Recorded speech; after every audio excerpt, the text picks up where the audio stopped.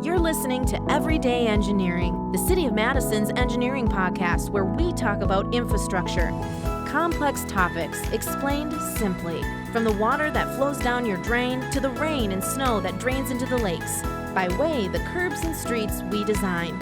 City engineering touches your life in so many ways, explained right now in Everyday Engineering. A lot of residents want the feeling of soft water, right? That silky hair out of the shower feeling, which is possible with salt. However, have you ever thought of how much damage you're doing thanks to the amount of salt you're putting into your water softener? A question we'll dissect in this podcast episode. My name is Hannah Mohelnitzky, City of Madison Engineering Division Public Information Officer. Today I'm joined by the Sustainability and Development Coordinator for Wisconsin Saltwise, Allison Madison, and Water Resource Engineer for the Engineering Division, Phil Gaebler. All of us are masked, so at the moment, because of the pandemic, which may be why we're a little bit muffled as you listen to this, but a big welcome to both of you for this conversation. Yeah, thanks for being here. First things first, can you both share your role with salt before we get started into the water softener conversation? Allison, kick us off with what you do as part of Wisconsin Saltwise. Thanks, Hannah. And so I work to coordinate the training program for winter salt. So that's been running through the City of Madison, and Saltwise has been working to expand that throughout the state. And I also work on developing different outreach programming like Wisconsin Salt Awareness Week, which was just earlier in January, work on the website, social media, coordinate with volunteers, whole variety of things. Phil? Yeah, I'd say Allison does a bit more than that also. She's kind of the hub of Saltwise, because we're a lot of different departments and a lot of different agencies that are all trying to reduce salt use, and it's great to have a person that is at the center of that and can help to coordinate those efforts. So at the City of Madison, I try to bring the Saltwise message to each of our departments. Sure. And then encourage the certification program and overall try to reduce our salt use, which has a small component in water softeners. Yeah. I think we have done episodes about the certification program. We've done podcast episodes about, the impacts of salt. Today we're focusing on water softeners. Let's talk about hard water, soft water, because at the end of the day, when we're at home, that's what people are trying to accomplish. They don't want the hard water, or they want more soft water. What does that even mean? Talk us through that. I guess share the difference between the both and how they apply to water softeners. Sure, I can start out with that. So hard water means it's water that has magnesium and calcium ions in it. Those ions actually come out of the groundwater from magnesium and calcium in the rock. So magnesium, calcium, and carbonate is our dolomitic limestone, which is the aquifer, the rock that the aquifer is in. And so when we pull that water up, it has those ions in it, and it leads to that scale, because the calcium and magnesium bond with carbonate again in our pipes. Maybe you see that on the edge of your fixtures. Maybe it's in your teapot. Doesn't look so pleasant. Don't really want it on your hair. And so we use ion exchange-based softeners to remove that magnesium and calcium and replace it with sodium, which allows our soaps to lather up the way that we like, and leaving our hair, like you said, kind of nice and silky. Yep. And just to add a little bit to that, back in the day, right before water softeners, people used to actually capture rainwater and sometimes even melt snow so that they could have soft water, because rainwater is soft because it hasn't set in the rocks. Huh. And you're like, that is a lot of effort to make sure that your clothes wash with a little less soap. But I think it's just a different time when people didn't have another option, and so you put a lot of work towards it. Water softeners let us be a little bit lazy. But as with all good things, right, if it lets you be lazy, sometimes you maybe overuse it or aren't quite as careful with the impacts of that nice benefit to your life. Right.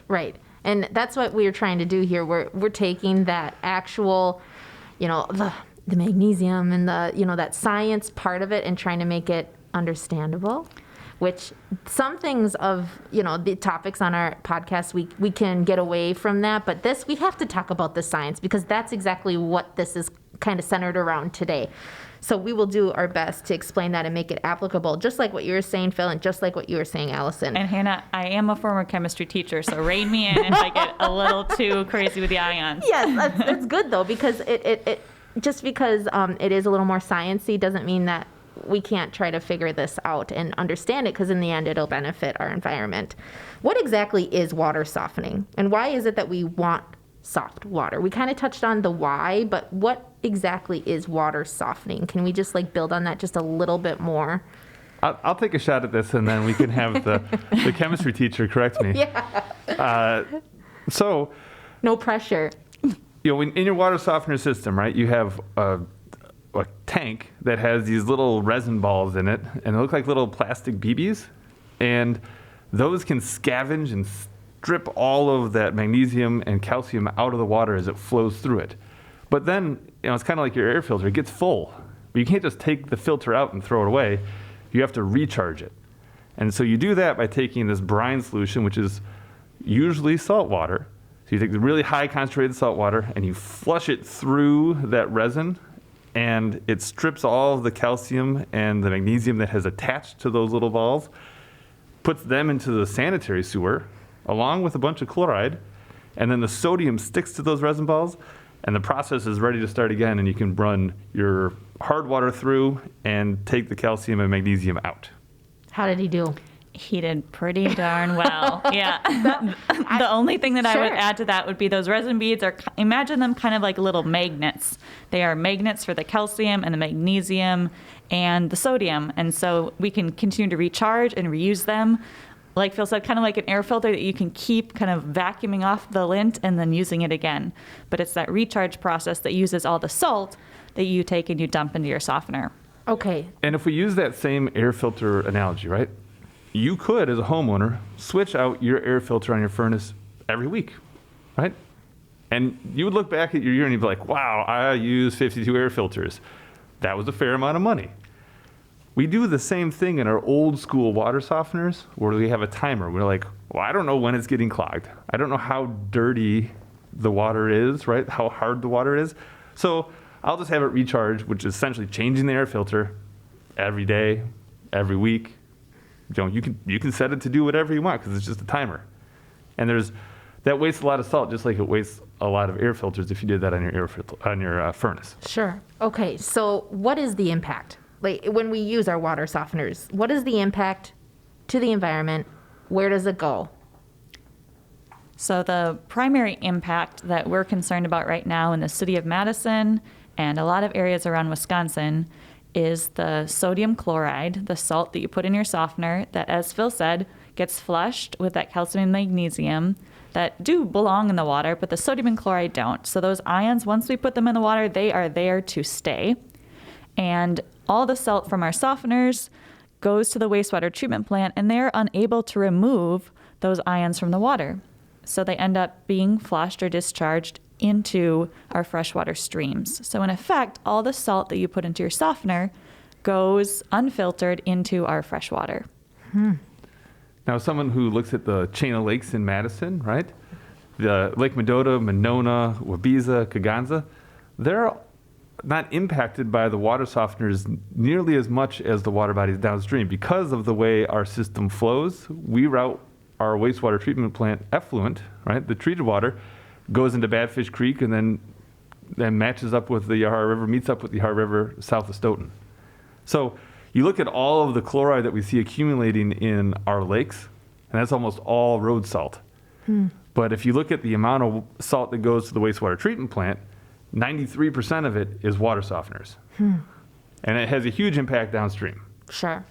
And when I hear 93%, that sounds like, yeah, that's a problem.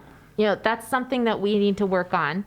For somebody who does not care about their salt use, why should they care about this? I mean, is it that big of a problem? I hear 93%, it sounds like, holy cow, that's really making an impact on what we're using in our homes. But can you kind of quantify and make someone who's listening to this care about their salt use? Sure.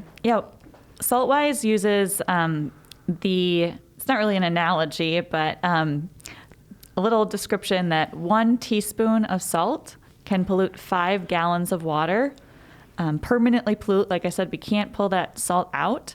And so it pollutes it to a level that is toxic to aquatic organisms.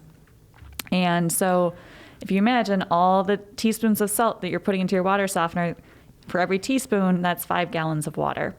So we're seeing the impacts of that on our freshwater organisms in Wisconsin. There are over 40 water bodies in Wisconsin that are known to be impaired due to high chloride concentrations. So Impaired meaning the levels of salt are impacting the organisms that live there. Like smaller fish. sure. Yeah, and it tends to be actually like the tiny little like zooplankton. Okay. So things that small fish eat. But imagine, like, if you're taking away the food source of the small fish, you're going to have less small fish. And if you have less small fish, you're going to have less big fish, right? Mm-hmm. And if you have less of those zooplankton, you can sometimes have more of the negative algae that can cause our lakes to turn green. Okay. And there's also, right, so because of this, the EPA drew a line, right? And the EPA is really good at going after a point source like the wastewater treatment plant. And they can say, hey, your number is X. And here it's, what, 395? Yes. 395 is a pretty low number when you think about the amount of salt that goes into that system. And the wastewater and the softeners get you almost to 395. There's only a little bit of other salt that gets in there. All right, so then why should you care? You should care because it's really, really, really expensive to remove chloride from wastewater at the volumes you're looking at. Like, what is it, a 5-time rate increase is what's been calculated? So if you don't like your water bill now, think about paying 5 times as much. And you're going to end up with water that's so clean coming out of the wastewater treatment plant that if I was going to pay 5 times as much, I would just send it back to my house for drinking water because that's how clean it is. Okay. That made me care. That explanation between the both of you. And then at the end of the day, I think people really care about their wallet. Mm-hmm. They tend to care about their wallet sometimes more than the environment, and we hope that's not the case. But when you put it into numbers like that, and it can change habit and it can change what we're doing. But we should want to be better. Yeah. Well, it's easy. I mean, we are all animals, right? And we need to think first about survival. And for a lot of us, we need those dollars at the end of the day, right? We can't just spend an extra $100 on a lower salt water softener if the $100 could go towards food, right? And the environmental issues don't seem to be very immediate to us. And so, we need to spend our money on taking care of those basic needs first. So what can we do? What can we do to reduce the way that we use our salt from this perspective? With water softeners. So Phil actually was telling me just before we got started today that he made a fairly small change at his house that's pretty dramatically reduced the amount of salt he's using. Do you want to tell us about that, Phil? I always like your home projects, Phil. I do a lot of home projects. We talk about them on this show quite a bit. Yeah. So when we moved into our house, right, we had a lot of really old appliances. I think our furnace and our water softener were maybe both bought in the same year, which is probably sometime 1955. Sure. Still chugging along. I'm not sure the water softener did anything at that point, but it had a bucket that you could put salt in, and it had a timer set thing. So I would hear it go off every week at least. It was probably going off more. I didn't really understand the dials. I was like, whatever, it's a water softener. Right. And then as I learned more, I was like, oh, this thing is causing damage to the world, and I don't think it's doing any benefit to my house. So I did a little research and ended up buying a flow-based water softener, right? So it meters the amount of water that goes through it, and you have to do a little program, and I could find out how hard our water is from the water report from our water utility. Ours is a 28, I think, which is pretty darn high here in Madison, yeah. Okay, so I don't know. You plug that into, is one of the numbers you need when you program your water softener, and then it says, all right, with the amount of resin we have here, I can strip off this many calcium and magnesium ions and run the flow rates. And so it only recharges after it's exhausted all of the ion grabbing capacity of the resin. Yeah, so that's really great. One kind of smaller change you can make, especially if you've got an older softener that needs to be replaced anyway, is to move from the old timer-based systems to the demand-based system. So kind of like Phil was sharing with the air filters before, A timer-based system would be like you saying, okay, every Sunday, I'm going to empty out whatever gas I have in my gas tank and refill it and just pay for a new gas tank, regardless of if you've driven at all that week. Versus a demand-based system is where you say, okay, my tank's half full, I'm going to put in another half a tank.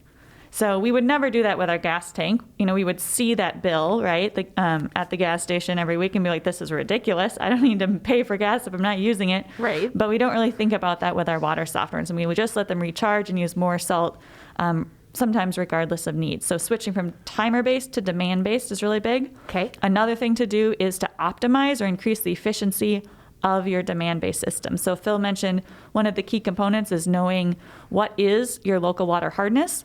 And the other one is knowing how much water your household uses on average. So somebody like Phil might want to just kind of tackle that programming on his own or her own. But if you're not feeling super comfortable with your tech skills these days, you could also look up on the Madison Metropolitan Sewerage District site, and you could get the name of a company that has certified contractors who could come into your house and who can do that work for you and help increase the efficiency of your water softener. So the Sewerage District is really promoting this program. It's part of their Salt Savers pilot program down in McFarland in the town of Dunn. Because like Phil said before, the district really is looking at the bottom line right now and seeing if they don't make some changes in reducing salt use, they're going to have to be making those upgrades to their system, which would increase rates by 500%, 5 times what our current sewer bills are. They do not want to do that, and so they're trying lots of creative ways to help reduce the amount of salt coming in on the front end so they can keep those numbers low. Sure. We are wrapping up here. We're going to try to get all this information in 20 minutes for our listeners. But those are great things that we can use. Phil, real quick, where'd you get your softener? I purchased mine off the internet. Okay. I was surprised they would ship it to my house, but it showed up. I guess you can ship anything these days. Yeah, okay. One last thing I want to say. Yeah. Another thing that we see as a trend is whole house softening, right? And that means that everything you do uses soft water. It's maybe not the best for your plants, right? There's sodium that remains in there, and that can change your soil a little bit. So you may want to have at least a spigot for outside that is not softened. Some people don't like to drink softened water because of the taste, and it's a very low level of sodium, but some people don't like to have that additional sodium in their diet. And, when I put mine in, I do not soften the water that I use to flush my toilet. Figure that... Why is that necessary, right? Are there some impacts? Yeah, you get a little scale in your toilet, and you might have to do a little bit of extra maintenance, but the amount of water that goes through the toilet, I couldn't justify having that be softened. Okay. Well, these are all good things, Is it possible to go saltless? When I was doing some research, I saw some saltless water softeners. I guess, what is that? And briefly, you don't have to go really deep into it. I'll keep it short here, Hannah. Sure. So the saltless water softeners use different types of filters that don't require those same resin beads and the salt. They are technically considered water conditioners because they don't add the sodium. They just work to pull out the magnesium and the calcium. And so some people feel like that's something that they want to do. Other people really want that soft sodium, feel, soapy lather feel to their water. Yep. And then they might be kind of dissatisfied yet. But you can buy salt-free softeners in Wisconsin. How do we know that our water softener needs replacement? What do we look for? Say I'm listening to this, I'm going to go home, I'm going to check my water softener. What do I look for? And then where do I go other than the internet? Maybe. Or you could go out to the internet. So I would look at, like what Phil mentioned before, the idea of those timer-based systems. If you see a dial that talks about days and hours on it, that's a good sign that it's going to recharge every few days regardless of need.